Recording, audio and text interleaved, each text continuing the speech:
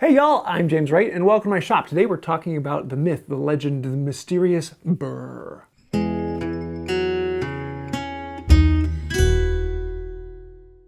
The burr can be one of the most useful things to know when it's sharp, at what stage is the sharpening actually at.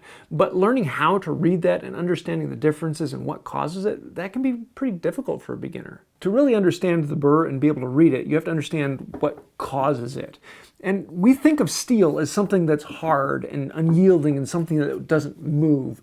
But on the microscopic level, and we will look at it under a microscope, it's a bit flexible, kind of like a clay or a putty, and it just moves around. The softer the metal or the warmer the metal, the more it moves and the more it becomes something you can kind of push and play with. And that's what blacksmiths do, is they kind of push and play and squish it around. The purpose of sharpening is to get this tip as sharp as possible. You want to get that down to the smallest amount possible, almost down to the molecular level if you can. And so when you're grinding the bevel, for the most part, most of the steel up here just grinds and disappears away like you would think it to. It kind of sands it off. But right at the tip, at that tiny bit where molecules tend to get fewer, it kind of pushes and squishes. And so at the tip, you get this little bit that comes off out like this. And it stays attached right at the tip. The problem is, if that burr is thick and was created with a coarse stone, when it breaks off, it might take some of the tip with it as well, in which case then you'll get a larger tip, which means duller. But if you work that burr down and you get it smaller and smaller and thinner until the point it just falls off, then you've gotten the edge just about as sharp as you can possibly get it. So understanding the durability of the burr, how strong it is, can tell you how sharp your edge is getting. Some people like to work the burr on their coarse stone, and then they'll flip it over and they'll take the burr off. And then they'll go over to the medium stone and they'll flip it over and they'll take the burr off. And then they'll go over to this one and flip the burr and take the burr off. And that works perfectly fine. The problem is, when you take the burr off on your coarse stone, you're going to take more material from the tip. And so you've got to restore your tip, create a new burr, and sharpen again. And then you take it off again. And so every step you're sharpening over again. Whereas if you take it one at a time, you just work that burr thinner and thinner and thinner and thinner. And out at the end of the burr, it's fat, and as it gets closer to the edge, it gets thinner until you get back here to the strop and it just falls off. For a lot of beginners though, understanding what does the different type of burr feel like is actually kind of difficult. So I want to take you through a process so that you can start to learn what does it feel like. Now, I don't do this every time I sharpen. This is just an exercise to learn what does a good burr feel like. I'm going to start here on my coarse diamond plate. Set it in place, find the angle I want, and I'm just going to do 5 or 6 strokes. Then I'm going to slide my finger on the bevel and see if I can feel that burr. Ever so slight to me, but for a beginner, they probably wouldn't feel that yet. So I'm going to go at it 5 or 6 more strokes. And we're going to feel it again. And you want to stop when you can feel the burr. Usually this is the point right here where I could get a student to feel it. So here is the bevel side under the microscope. And you can see the scratches go all the way to the edge. But in this case, if I run my finger on it, you're not seeing any deflection of the burr. But if you look closely, you'll see the very little tip on there. It's just a different shape to it. At this point, the burr is so tiny and so small, but it's also very fat. You've noticed as I was sliding my finger along it, I wasn't deflecting the burr. I wasn't moving it at all. It was still very solid, and that means it's connected to the tip really, really well. Usually on the coarsest stone, you just want to go until you can just barely feel the burr. The smaller the burr, the better on this stone, because you don't want a lot of material connected at the tip. You want to make that thinner. So once you can feel it on the first side, then we're going to go over to the next one. On this one, I'm going to change my direction. Rather than going at 45 degrees this way, I'm going to turn my body so I'm going perpendicular to the edge. I want to go until those scratches get right up to the edge, and at this point I'm going to feel that burr's a little bit heavier than it was before. Now I can see the scratches are going perpendicular edge. I've gotten rid of all of those 45-degree scratches, and I can really feel the burr. Anyone now sliding their finger up the flat could feel that burr. It's a very, very obvious burr. Also, in looking at it now, I can see it, especially when I slide my finger over it. There's like this flat, dull edge, or a little shiny spot that suddenly appears right across the tip, really thin little bit. And in that case, I know that I'm getting a good burr. That is something that I can visually indicate now. when I can see that burr going all the way across the edge and I can feel that burr going all the way across the edge, I know I'm getting stock removal all the way up to the edge and all the way along it. But I don't want to go any farther. This still creates a rather large, heavy burr, and if I broke it off now, I would be taking some of the edge with it. Here you can see it kind of running along the edge here, and if I bring my finger up the edge, it doesn't move that much, but there's a little bit of movement. You can see the nice shiny scratches, that's the steel we want, and that dull piece, particularly over on the right, you can see it moving around a bit. It's getting thinner. Now we're going to move over to the finest stone and do it the exact same way again. Do 5 or 6 strokes, doesn't need to be much, just enough to remove the scratches from the previous step. This time, rather than going perpendicular to the edge, I'm going to turn it back to 45 degrees and create new scratches in that direction. Once I've removed all those scratches, now I know this edge is pretty good. Also at this point, I can still feel the burr, but at some point it suddenly disappears and there's no longer a burr that I can feel. And that's because I'm sliding my finger on the back, and rather than the burr going this way, now I've flipped to the burr going that way. And that means I can't feel the burr on this side, but if I come over to the bevel edge, now I can feel the burr on that side. And oh, there, now it's gone. Now it's back on this side. Now you can see the scratches that are going 45 degrees. You might see 1 or 2 from the previous stone that are going perpendicular to the edge. But if I slide my finger along it now, you'll see that burr kind of flake and move around. It's getting very, very soft. And this is the stage where I take it over the strop. Now some people are going to go to really high grit stones because this diamond is kind of around a 1200 grit-ish depending upon how you measure it. And some people will take it up to 4,000, 6,000, 8,000, 20,000, 30,000, 60,000, or going on to paste and things like that. Whatever you want to do, they all work great.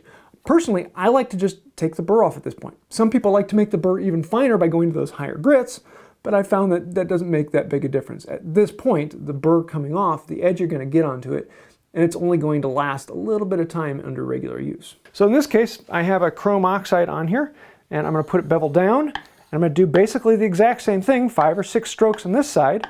And this is actually a grinding polish that will remove some steel, but it will make that burr even thinner. After a few strokes on that side, I'm going to flip it over to the flat, and this is the only time I touch the flat in my sharpening system.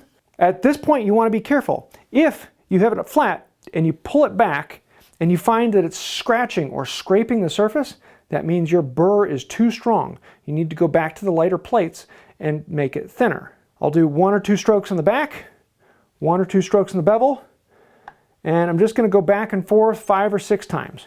If you've made a very small burr, you may never actually see it come off because they kind of ping away or they get blown away and you're not going to actually see them come off. In this case, I've broken the burr off everywhere except for a little bit right up here on the tip. So I'm just going to do a couple more. And now I can no longer see that dull surface on the tip. I have a really nice shiny tip all the way across. That burr has come off and I can't find it on here. If you're doing more than 10 strokes per If you're doing more than 10 strokes or so per stone, then you're going to create a bigger and bigger burr. And when that burr gets really big, you'll be able to see it. So because of that, sometimes it might be nicer to do more strokes in the stone so you can actually see the burr come off. But then you get a bigger burr that flaps around and it may end up taking more edge with it. Most of the time when I'm sharpening, the burr is so small that I can't quite see it other than a slightly dull or slightly reflective surface on the tip. And then suddenly that edge is gone. And here's what the finished edge looks like under a microscope. Really nice, clean, straight. You see those lines that are going perpendicular to the edge? Those are actually scratch marks from the chrome oxide in the strop. Whereas the few that are still going 45 degrees, those are from the fine stone. On the sharpness tester, this edge is somewhere around 100, 120, somewhere in that range. Really, really, really good and sharp. And if I were to spend more time on it, I probably could get it a little bit sharper to just hone it down a little bit more, or maybe even just create a burr on just the strop and make it perfect. But in reality, that 100 to 120 edge is only going to last a few strokes before it's somewhere around 150, 160. And that's usually a really good working edge. So putting in the work to make it sharper is only going to be worth anything for the first couple strokes.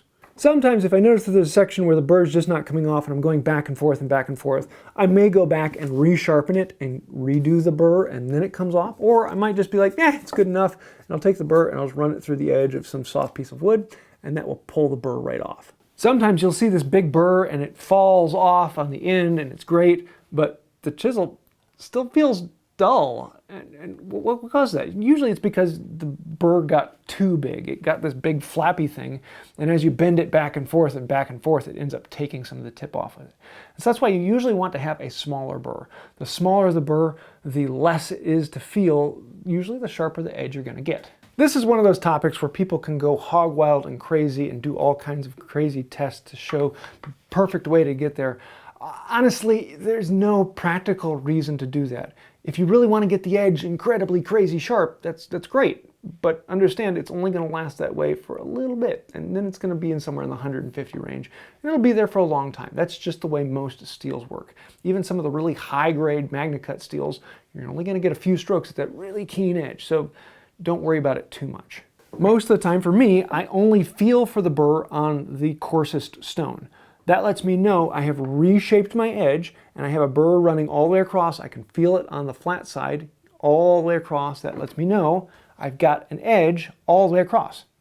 Then I can take it onto the other stones, and as long as my sharpening technique is good, I'm just going to be taking a few strokes to remove the scratches from the previous plate on each sequential plate until I get to the strop, and then I take the burr off. I don't re-feel for the burr, I don't check scratches, just because I've gotten to the point where I know that this many strokes at this particular feeling, and I've gotten rid of it. Sometimes with different steels, you'll notice that the burr acts very differently. If you have a cheaper, soft steel, you may notice that it just never comes off. It folds back and forth and back and forth and back and forth and back and forth and back and forth and never comes off. You could have an A2 steel that's really hard, and the burr just falls off by looking at it because it's become so brittle that it just snaps. So different steels and different hardnesses and different types will behave very differently, and so sometimes you need to understand what your particular steel feels like on your particular sharpening system. Understanding the burr, what it feels like at different stages and how it looks and acts, can be a great way to understand your chisels and your way of sharpening. But don't worry about it too much. It's not one of those things that you have to become overly zealous about and actually turn it into some form of the burr religion. It's just a good indication to understand where you are in the sharpening system. I hope this answered a few questions for you, and I know it's probably going to create quite a few comments because there's a lot of people who believe one way or the other or do different things on it, and that's great. That's one of the fun things about woodworking. It's a sport that there is no right way to do it. As long as you're doing it safely and carefully, then go have fun. Try out something that works for you. And what have you learned about a burr? Is there something I should have talked about that I didn't? Is there something that you use it for all the time? Please let me know that down in the comments down below. I do read through all of those and I answer as many of the questions that I get, and occasionally you'll get a video like this from one of the questions. So thank you for that. It does actually help out the channel as well, because putting comments, questions, thank yous, the like, share, subscribe, thank you. It means a lot to me because it helps us get in front of more people, helps the channel grow, and just is a lot more fun. But if you want to go even farther, there are a bunch of names over here. Those are some of the fantastic, wonderful, benevolent, gorgeous, and beautiful people over on Patreon. Because without patrons, we wouldn't exist. You guys are the ones who keep us going. Between patrons and memberships, people who click the join button down below or hit the thank you button, you guys are the ones that sponsor this channel rather than some company wanting me to tell them about what they make. I hope you like that. And if you do, then think about clicking the buttons and joining and becoming a member. I think that'll do it for now. And until next time, have a wonderful day. Ooh, it got cold in here. So let me ask you this. If you've taken off a burr sometime in the past, does that mean that it can fly? I have burred.